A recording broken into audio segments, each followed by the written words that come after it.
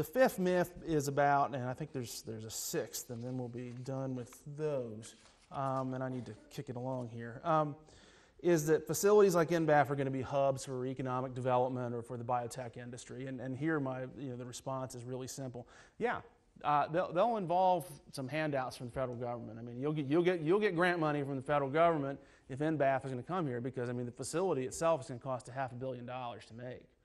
So there's federal sort of, I call it scientific entitlement money that's going to be involved with this facility. But a hub of economic development? No way. This facility will be studying diseases that Americans don't suffer from and that American animals generally don't suffer from. There is not a market for the product of this facility.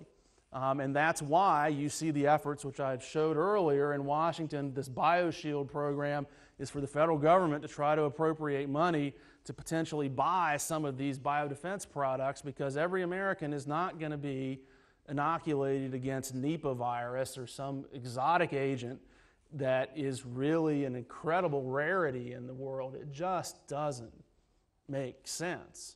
And you would probably harm more people, because even a really good vaccine is going to have side effects. It's going to have some toll. In doing that, then you would, achieve an incremental degree of protection against a hypothetical attack. And of course, an NBAF type facility is a highly specialized facility. You don't need a 50,000 square foot animal BSL-4 to conduct 99.999% of the biotech and biomedical research in the world. It's such a specialized and such an oddball kind of facility in the broader scientific perspective that it's really not necessary. Finally, sometimes you'll hear proponents will say, well, yeah, but they have a BSL-4 at CDC, or they have a BSL-4 in Bethesda in Maryland, and look at them. Well, first of all, the BSL-4 in Bethesda, they don't run at BSL-4. It only operates at BSL-3. But second of all, that's very, very much an apples to oranges comparison. NIH employees are the best paid in the government, and those facilities are surrounded with tens of thousands of very well-paid jobs that have nothing to do with the BSL-4s.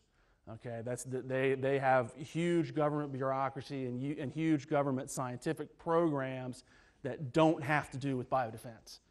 So if they say, no, but there's you look at Atlanta, or look at Bethesda as examples of what this will do. No, the NBAF is not that kind of facility, and it is not coming with a big cadre of government employees. It's much, much more specialized. And if you want some evidence of that, I think a place to look would be in Texas, to look at Galveston and to look at San Antonio, particularly Galveston, where the University of Texas Medical Branch in Galveston has been trying for years to develop a strong specialization in the area of these kind of oddball tropical diseases. Not all of them are oddball, but many of them are. And they have built a BSL-4. They're building another very large BSL-4. And if you look at the University of Texas system reports on biotech spin-offs, on patents and intellectual property generated, the University of Texas Medical Branch ranks near the bottom of all the University of Texas component institutions. And one of the major reasons why is that there is not an economy that surrounds these diseases, and it is very, very difficult to foresee one ever developing. And the final thought here would just be to also point out that there is an economic risk, and the economic risk is that there is a major accident. And if there is a major accident, we'll just take Galveston. It's a place where people go from Houston and other places in Texas to go to the beach. I think that there are going to be a lot of people that aren't going to want to take, their kids for a vacation at Ebola Beach. On